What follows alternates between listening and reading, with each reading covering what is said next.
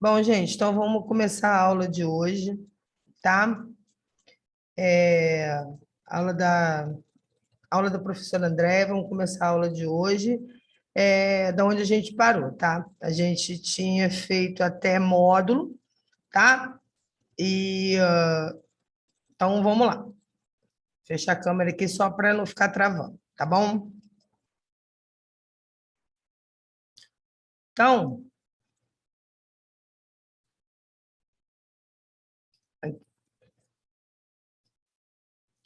então vamos lá. A última coisa que a gente fez, né, na aula passada foi que a gente estudou, né, que a gente viu, foi, né, um módulo, né, de como você usa, né, como a gente usa, né, os teoreminhas aqui né, da, que vem, né, decorrente da própria definição de módulo para resolver algumas inequações, tá? Algumas desigualdades que foi o que a gente fez na aula passada, ok? Bom, então, agora, né, vamos começar essa aula falando de funções de uma variável, tá? O conceito de função é um dos mais importantes da matemática e surge toda vez que procuramos estabelecer uma relação entre duas grandezas variáveis, tá? Então, vamos lá. Por exemplo, né, a demanda, né, de um produto pode depender do preço do produto, né? Então, né, a gente vê isso muito aí nas coisas comerciais, né? Demanda e preço, né? Ó, a poluição do ar de uma cidade pode depender da quantidade de carros na rua, né? A gente sabe que quanto maior a quantidade de carros, maior é a poluição, né? O volume da esfera é uma função que depende do seu raio, né? Quanto maior o raio, maior o volume, maior a esfera. Tá? Então, essas daqui, na realidade, são algumas, alguns exemplos, né, de coisas que dependem, né, uma da outra, ok? Então, vamos lá. Então, interpretação de uma função. Podemos pensar uma função como um mapeamento dos pontos de um conjunto A para os pontos do conjunto B. A gente faz aquele diagramazinho, né? Faz uma bolinha aqui, né? E faz a relação. Na verdade, toda função é uma relação, mas nem toda relação é uma função, né? E a gente faz essa, essa relação. Essa relação, né, que em particular tem uma propriedade que a gente vai ver logo abaixo aí na definição, que a gente chama essa relação de função, tá? Ou, segundo, né, uma máquina que transforma os pontos de um conjunto A para os pontos do conjunto B, usando uma lei ou regra, como eu disse, né? Então, você tem uma relação do qual você tem uma lei, tá? Bom, vamos lá, definição, né? Qual é a definição de função? Sejam A e B conjuntos, né? Então, você vai fazer uma relação do conjunto A para o conjunto B, tá? Só que essa relação poderia ser qualquer uma, né? Mas essa relação vai atender uma lei, tá? Ó, uma função é uma lei ou uma regra que a cada elemento X associa-se a um elemento Y, cada X em A, você associa um único elemento Y em B. Então, já está, né, determinada a lei. Qual é a lei? A cada elemento de A, eu vou associar um único elemento de B. Ok? Ou, né, em símbolos, para todo X em A, existe um único, esse ezinho ao contrário, com essa exclamação, quer dizer que existe um único, tá? E esse símbolo aqui é para todo, tá? E essa barrinha aqui, em pé, é tal que. tá? Então, a gente lendo em matemática, né? Escrevendo em matemática, agora vamos ler em português, né? Ó, para todo x em A, existe um único y em B, tal que o y é igual a f de x, tá? Então, essa daí é a lei que a nossa relação vai seguir para se tornar uma função, tá bom? Bom, em que o x é a variável independente e o y é a variável dependente, ok?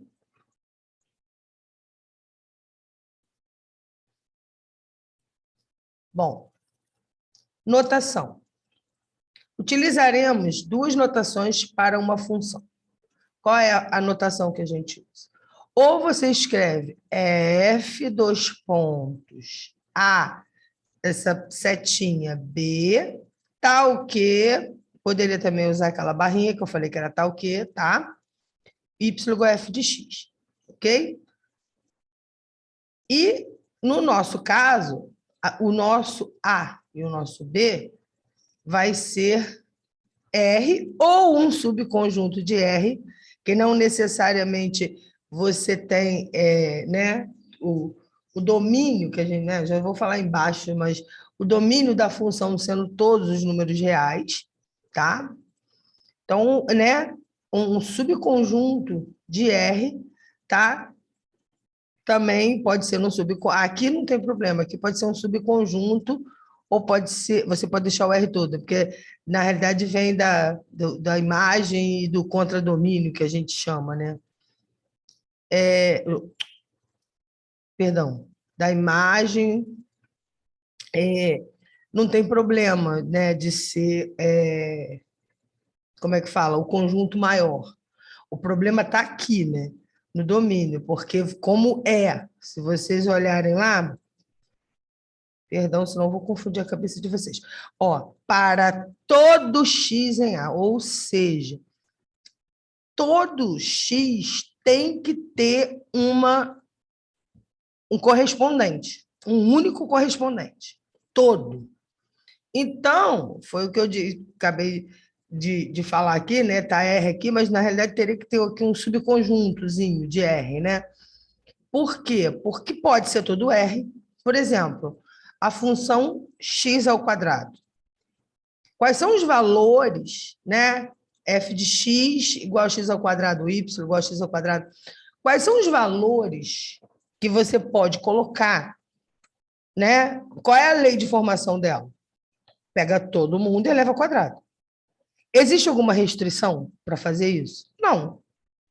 Então, o meu domínio pode ser todo R. Tá? Como existe um único Y aqui, você vai fazendo a tua relação, né? Na realidade, aqui também, né? A imagem vai... na realidade, aí, vamos lá. A imagem, por exemplo, de x ao quadrado. A gente sabe que todo número ao quadrado é o quê? Positivo. Né? Então, a gente sabe que vai do zero para os números positivos. Mas não há problema nenhum se você deixar o R aqui. Entende? Por quê? Porque professora, mas é maior do que o conjunto. Tá, mas não fere a lei. Né? Para cada X existe um único Y. Ah, mas tem mais Y. Problema, não está lá, não está incomodando ninguém. Entendeu? Então, é essa aí que é isso que eu quis falar anteriormente para não confundir a cabeça de vocês. O problema está nesse conjunto de saída, né? Que ele é para tudo. Então, a gente tem que tomar cuidado, tá? Né? Nesse contexto, fica estabelecido que A e B são subconjuntos de R, tá? Bom, vamos falar agora do domínio e da imagem, né?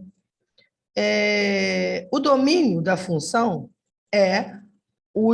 no nosso caso aqui, eu não vou, né? A gente vai ficar falando, pode falar A e B, mas na realidade a gente não vai trabalhar com outro corpo que não seja o corpo dos números reais, tá? Então, o domínio de uma função é todo x, né, o x em R que atenda à lei. Qual é o x que atende à lei? É essa parte do domínio, né? Lembrando que o domínio é um subconjunto de R, tá? Um subconjunto da saída. A imagem é a chegada.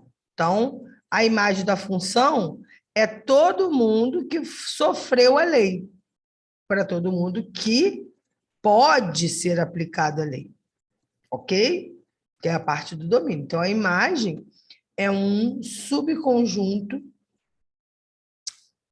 de R também da chegada, ok? Vamos fazer um exemplo aqui para a gente poder ficar mais, elucidar mais as ideias, né? Olha só, determina o domínio e a imagem das funções definidas por.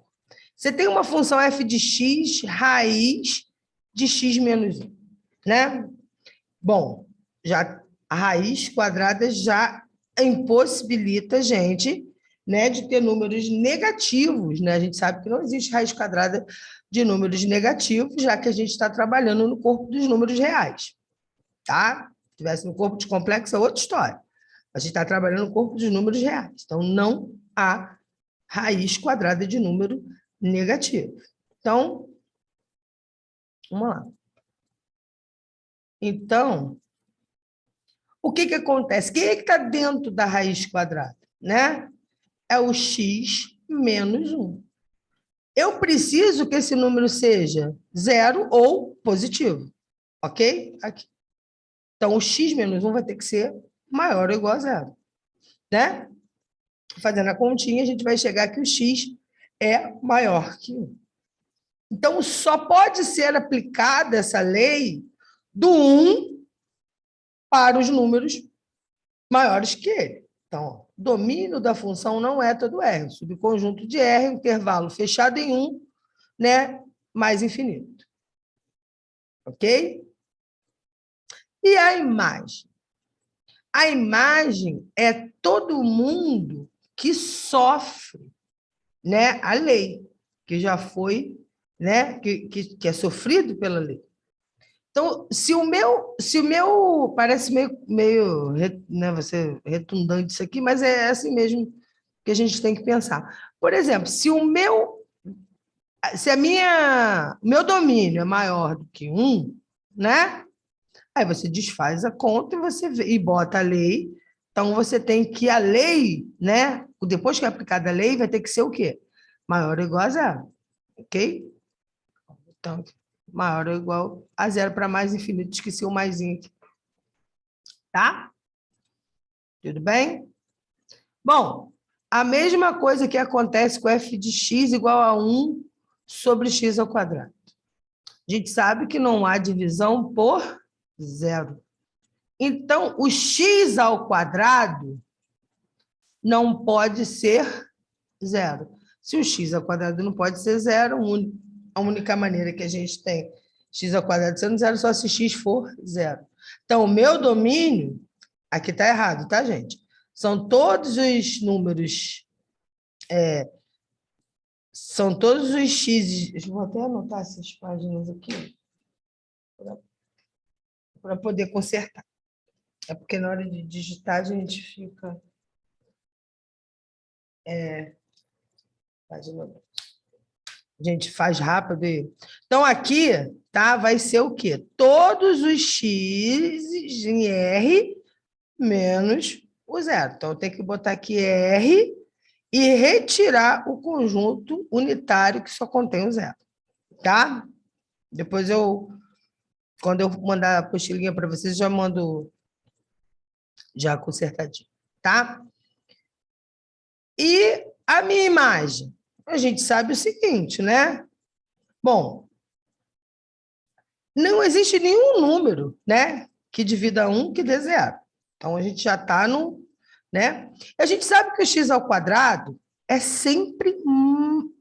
Na realidade, o x ao quadrado é maior ou igual a zero. Mas a igualdade do zero não pode. Então, a gente tira o igual. Então, o x ao quadrado tem que ser estritamente maior do que zero, então 1 sobre x vai ter que ser estritamente maior do que zero. Então, a minha imagem é um conjunto do zero aberto para mais infinito. Ok? Então, é isso. É basicamente isso que a gente tem que entender para poder né, ver o domínio, a imagem, dependendo qual é a lei de formação da tua função, né, qual é a lei que você quer aplicar nela, e, né, e para poder atender a definição de função. Tá bom? Bom, nota, né?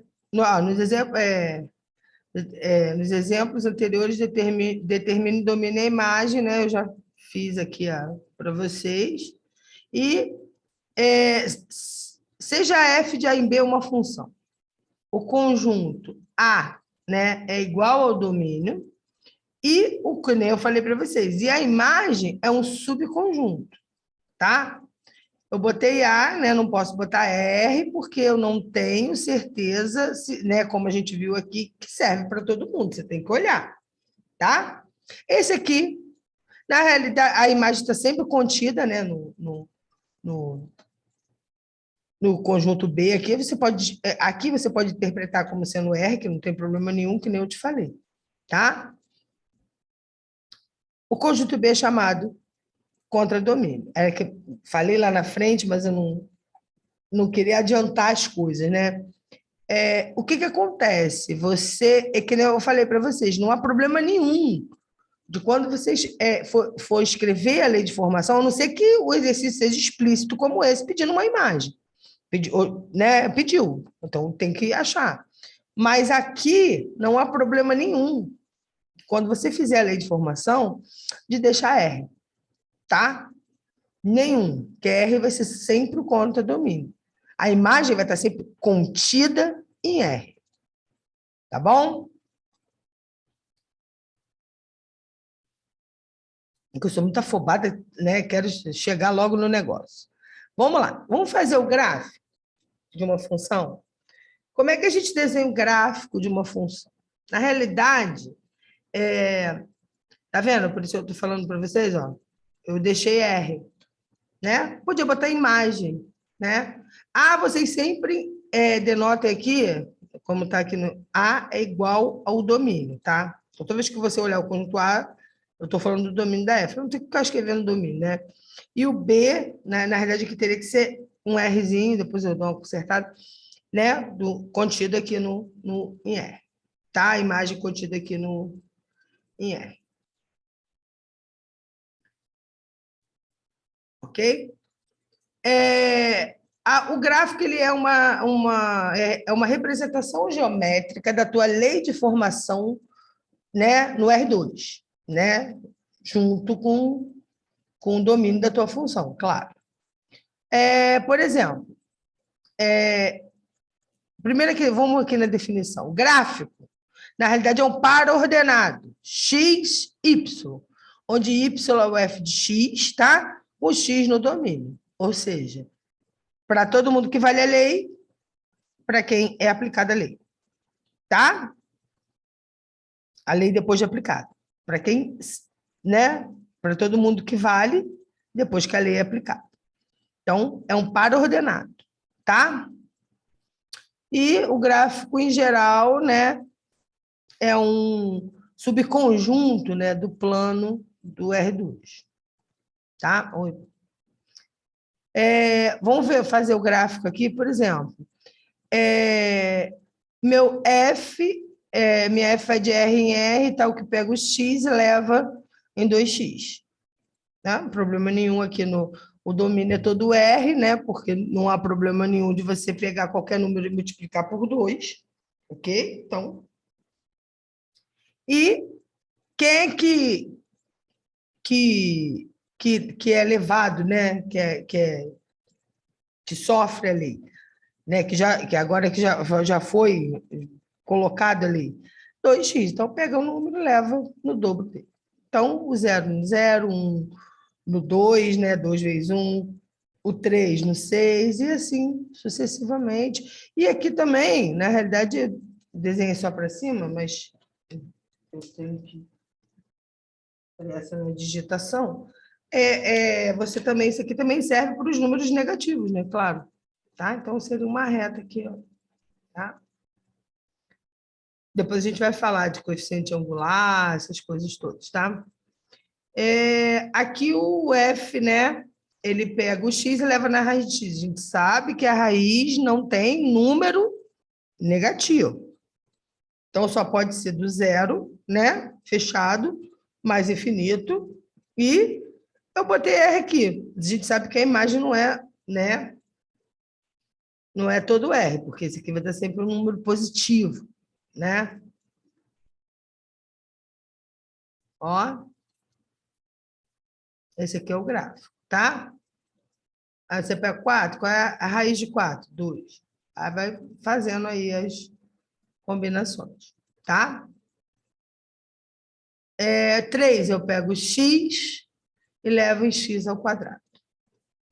Aqui, ó, professora, mas serve para todo R, né? Não precisava ter. Mas aí, por exemplo, serve para todo R, mas serve para um pedaço também. Se serve para todo mundo, serve para um pedaço. Ok? Essa eu não quis para todo mundo. Botei só um pedaço. Tá? Serve para o conjunto maior. Então, serve para qualquer subconjunto dele também. Então, peguei o subconjunto, tá? Defini aqui, só que meu gráfico fica só nessa perninha aqui. Né? Se botasse todo R, ficaria outra perninha, né? Para cá, tá? Pega o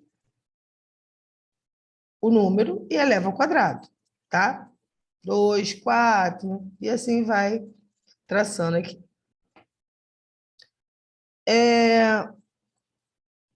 Modelos funcionais. Vamos lá. Nosso objetivo é estudar métodos matemáticos para lidar com problemas práticos em economias, finanças, entre outros.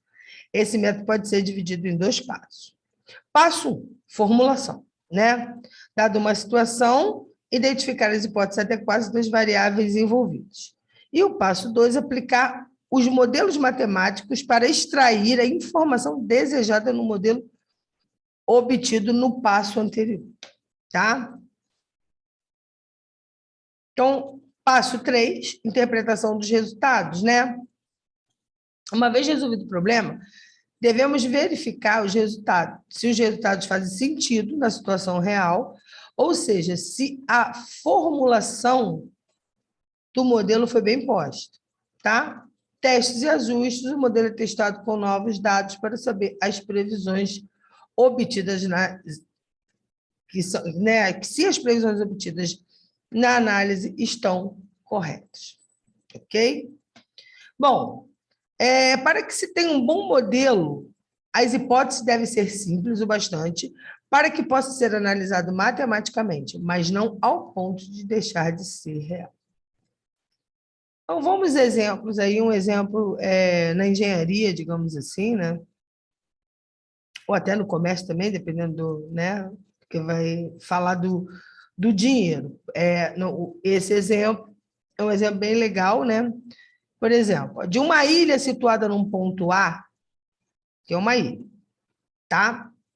A 12 quilômetros da costa, será ligado por cabos de eletricidade a uma subestação de energia num ponto C. Então, ou seja, aqui digamos, a terra, né? Firme aqui. Aqui é uma ilha e eu quero ligar, né?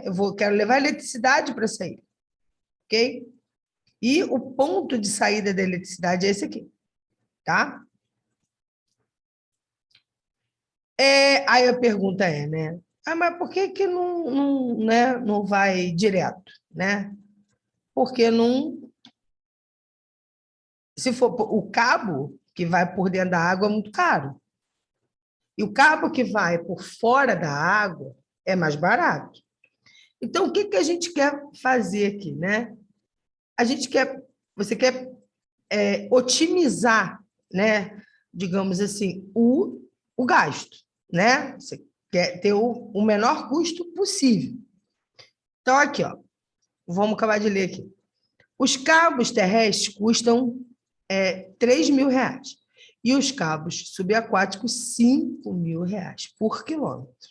Então, né, não é viável fazer, né, aqui, ó, né, pegar e fazer direto, né? Ah, pode, mas vai ficar mais caro. O dono da empresa, né, vai ficar triste com você, se você fizer isso. Então, né, você vai gastar um pedaço aqui mais barato, daqui para ficar mais caro. Então, encontre o custo total da função em função da distância de B a C, né? Supõe a costa retilínea, né? Então, X é a distância em quilômetros de B a C, né? Que é onde vai correr o meu cabo mais barato. Y é a distância em quilômetros de A a B, que é onde vai correr meu cabo mais caro, tá? Quanto é que é o custo, né? O custo, né, em milhares de reais, né? Quanto é que é o custo?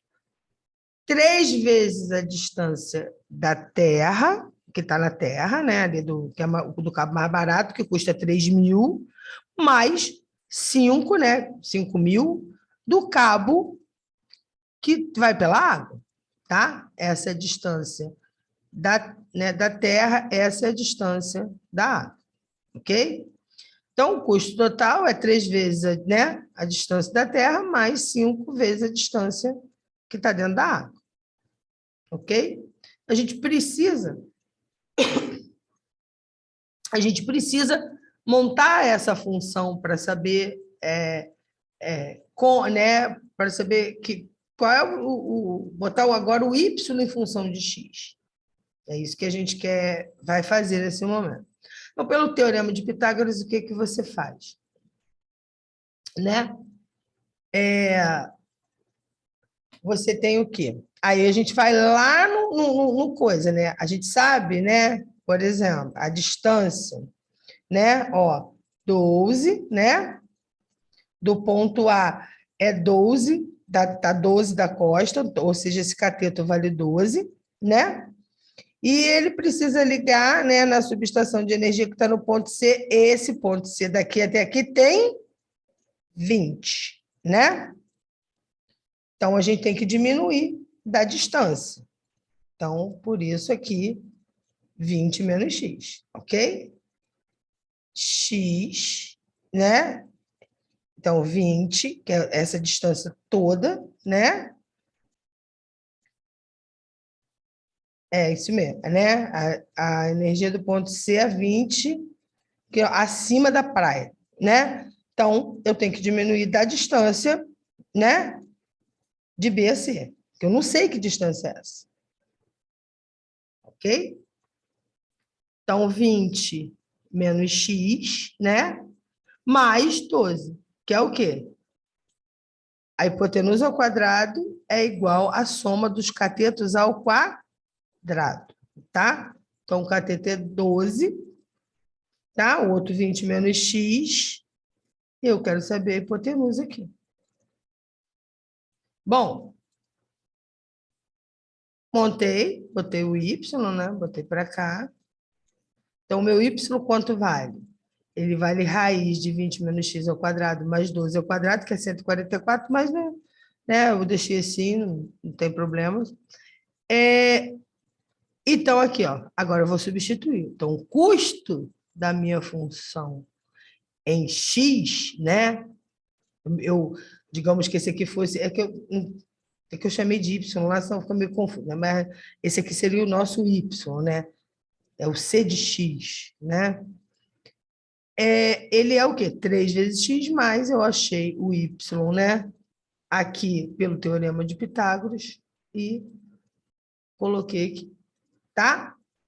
Mais à frente, quando a gente estudar máximos e mínimos, a gente vai ver como é que a gente acaba esse problema, tá? Nesse momento, a gente só quer fazer a lei de formação do problema, ok?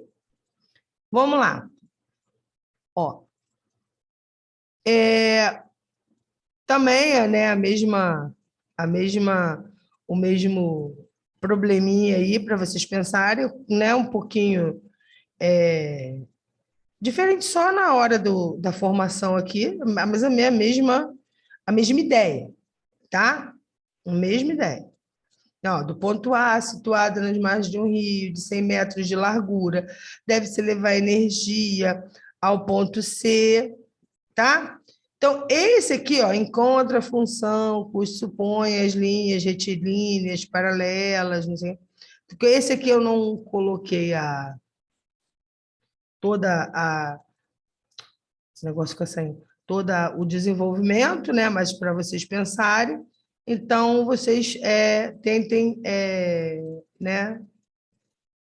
Já botei a coisa direta aqui. Tentem dar uma contra-argumentada aqui, né?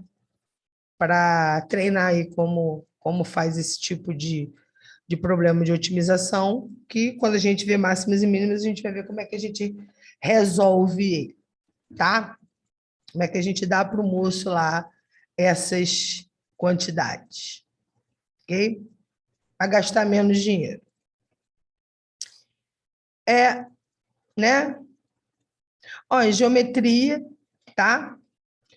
Ó, governo de uma cidade pretende construir um centro esportivo ao longo de uma rodovia retilínea, né? Sempre supor retilíneo para o terreno retangular com cerca de 4.000 metros quadrados, que deve ser murado, né? Nos 3 lados que não tem um E demais aqui, que não dão para a rodovia, ok? Encontra a função que fornece o comprimento do muro em metros em função do lado paralelo à rodovia. Ok? Então,